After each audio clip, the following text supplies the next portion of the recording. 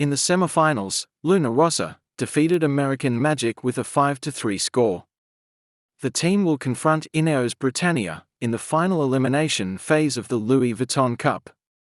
Here is their semi-finals racing wrap.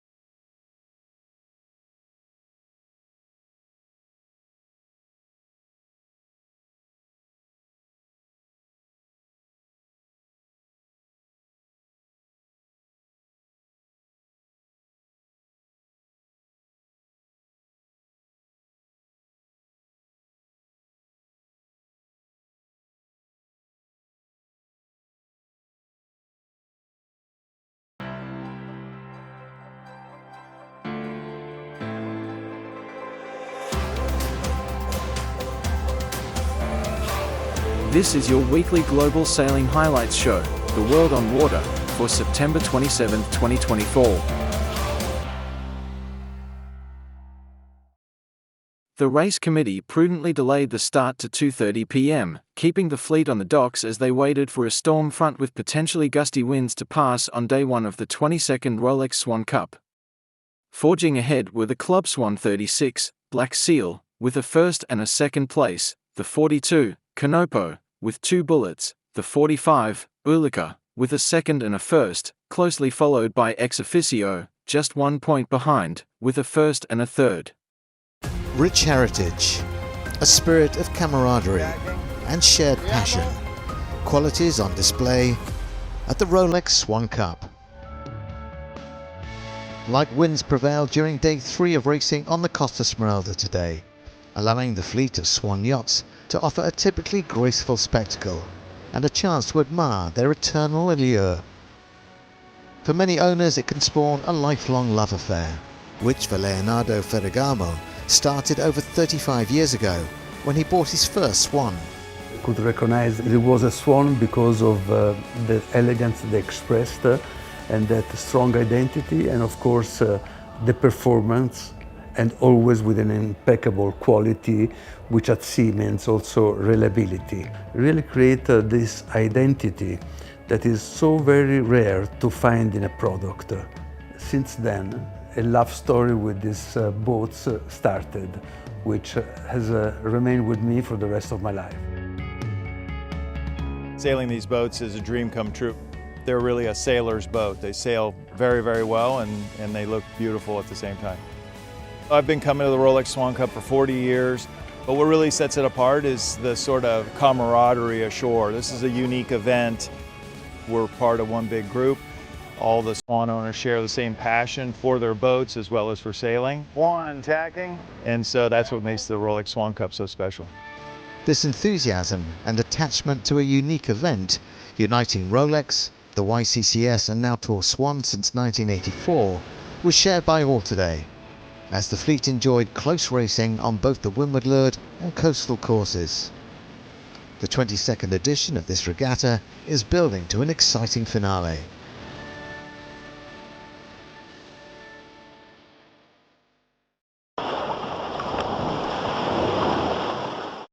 The Volvo Ocean 70 Iolos set a fearsome pace on day 1 of the Bosphorus Cup 2024 to score line honours in the opening races.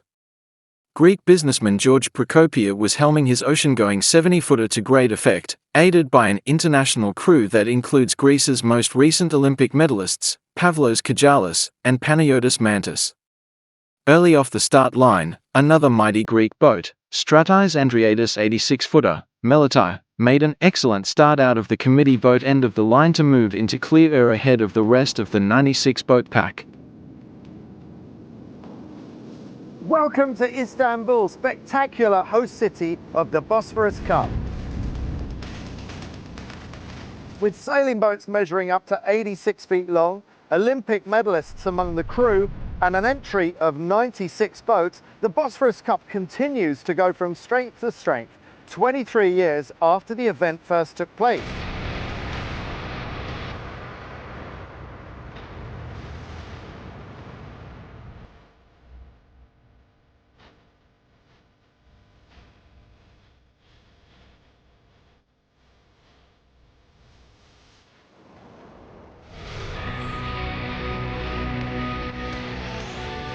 This year we have the 2 biggest boats we've ever seen in the Bosphorus Cup, Meliti and Iolos.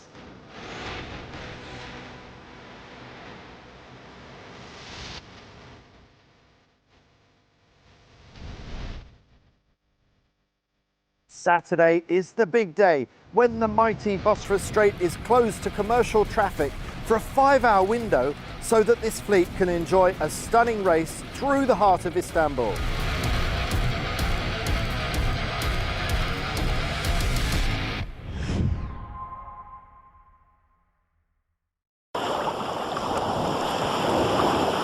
The British have, since 1851, when the first race was sailed on the 22nd of August, around the Isle of Wight, off Southampton, England, in a fleet race between the New York Yacht Club's America and 15 yachts of the Royal Yacht Squadron, have been trying to win the RYS £100 Cup back. Ineos now have to defend.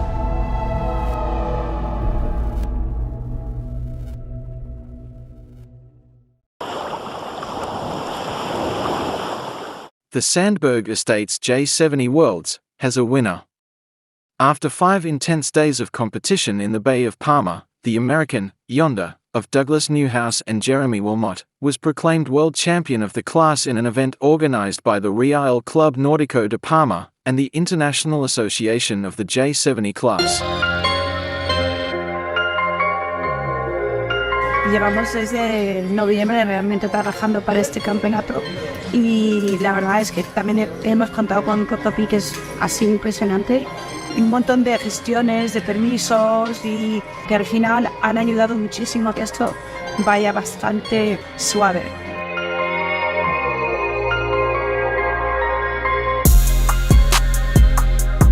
After a lot of hard work and planning, we were able to win the J70 Worlds, which is frankly somewhat unbelievable. I think what really just happened was we just had the regatta of our lives, Yonder career, right? At least, for sure. Like everything came together and it all just kept going and going. Like the team fought really, really hard. Yeah, I think anytime you have a good couple of first races, everyone's kind of got you on their radar. So it's always hard to come out with a couple of top 10s in a fleet like this. Like, you know that's not realistic to keep getting top 10s like that. So you just gotta be ready for when you have to start really, really fighting. The yacht club here is welcoming. amazing. You know, they welcomed us to their entire facilities. I was in the gym every single morning while I was here, which was terrific.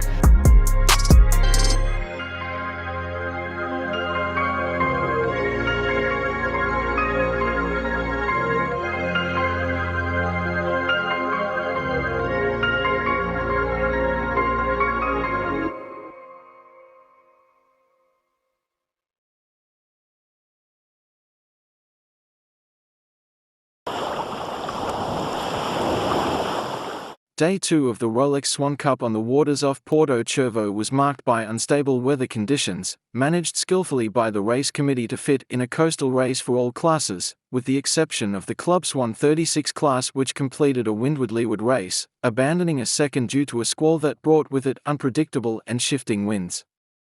The coastal race was slightly shortened for Swan Divisions A and C and the one design classes for the same reason, while the course was reduced more significantly for Division B, the Swan Sparkman and Stevens yachts.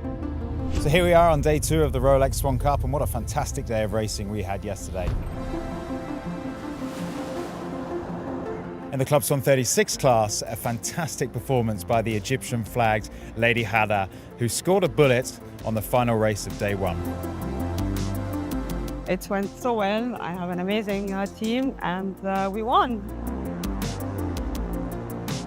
In the fiercely competitive Club Swan 50 fleet, Mark Besner and the German-flagged Olymp are currently leading, but closely followed by the Monaco-flagged boat Moonlight, skippered by Graham Peterson. Difficult conditions, the boat was moving around quite a lot, but we managed to work together. So we're delighted with the first race and did similarly in the second race, so we're really pleased. It's only day 2, it's all still to play for, it's time to go racing.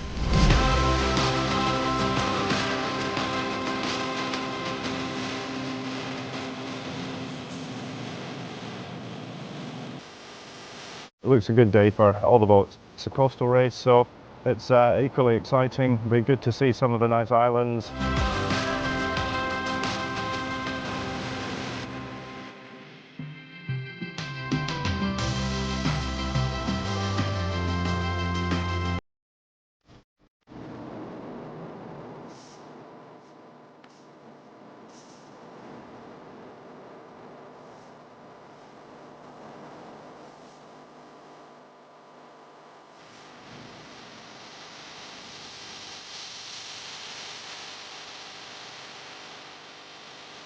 It's an amazing destination.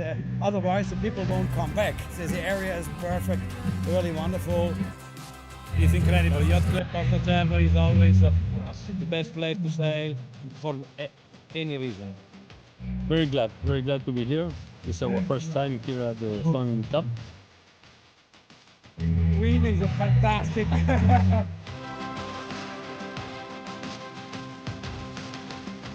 It's actually amazing, you know, because it's not just not happening. from the first day. No, it is a long hard work. Thank you, ladies and gentlemen. We are the Swan Bandits.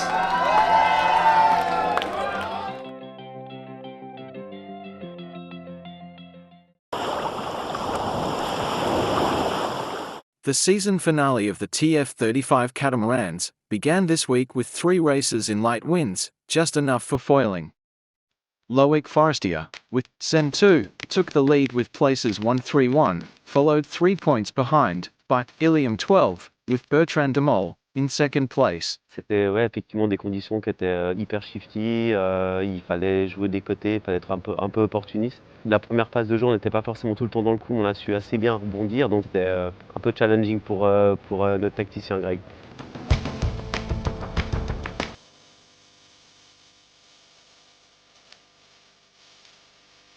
Peut-être elle met un peu de pression, mais surtout il faut qu'on reste sur notre ordre de marche, qu'on fasse des choses simples, des bons départs, et une fois qu'on aura fait ça, qu'on aura mis ça en place, ben voilà, après on peut jouer.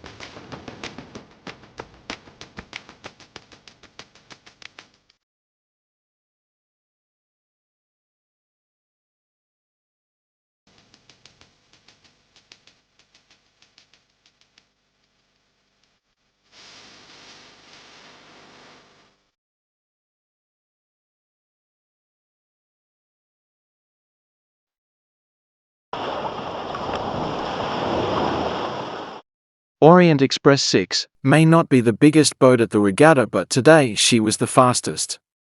Yildirim Kaynes Far 55 sailed a tactically strong day 2 of the Bosphorus race, the showpiece race on the middle day of the Bosphorus Cup in Istanbul. The forecast was for moderate breeze, but after a wait for the wind to arrive, Principal Race Officer Nino Schmueli sent the 95 boat fleet on its way, launching out of a fast downwind start towards the southern end of the Bosphorus Strait. Cataline Trandafirs, Soto 40, Essentia, was fastest out of the start, speeding close to the Asian shore and beating a lot of the bigger boats to the bottom of the course, near the Dolmabahce Palace. Hello, welcome to the Bosphorus Cup. This is the 23rd edition. We are organizing this beautiful race since 2002 in Istanbul on the Bosphorus, between 2 continents. And we are really proud to have 95 boats, more than 1,000 sailors for this edition. We are going to Bosphorus today for big challenge. We come to here for the win, so we will keep pushing. Good luck to everybody.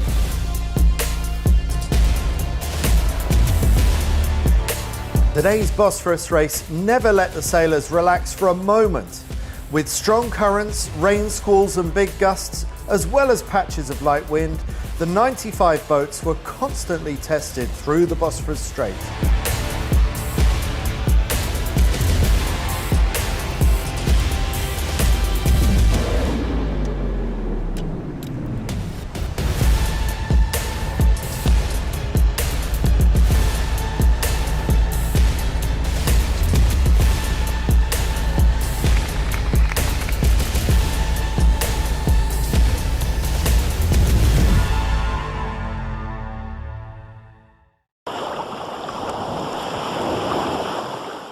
Max Marder from Singapore, the Paris 2024 bronze medalist, reclaimed his title from 2022 with a dominant performance, winning 8 out of 12 races. Marder's consistent excellence set a high standard for the competition.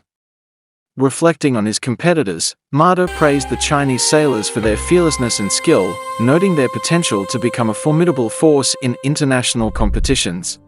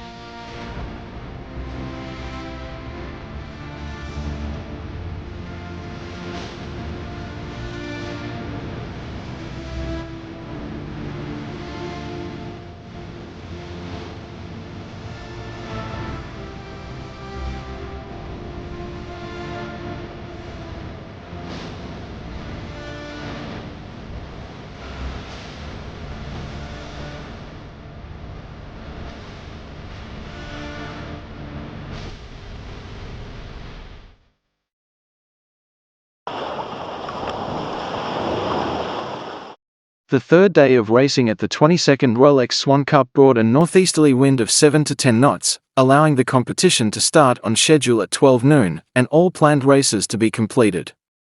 The Swan 1 design classes had a dedicated windward-leeward racecourse, which hosted the debut of the new Club Swan 28 class boats. The remaining classes, competing in compensated time, sailed on coastal courses, 21 miles for the Division A Swan Maxi, and 18 miles for all other divisions. Good morning, welcome to day 3 of the Rolex Swan Cup. The sun is shining, people are smiling, and we're looking forward to going racing. Today marks a special milestone for the brand new Club Swan 28, which will make its racing debut. We will have 5 of these cutting-edge one designs out on the water today. But the 28s are just part of a much bigger story here in Porto. Everything from the classic Sparkman and Stevens, the powerful elegance of the Swan Maxis, and every one design in between. It's what makes this regatta so special.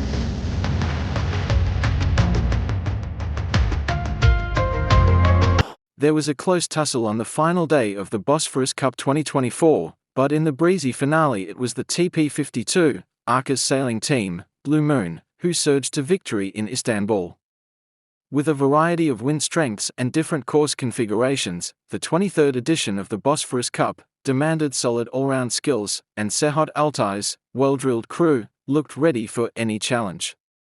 Having only just taken over ownership of TP52, less than 5 months ago, Altai and his team have been getting used to the power of the 52-footer, which formerly competed on the TP52 Super Series as the German boat container.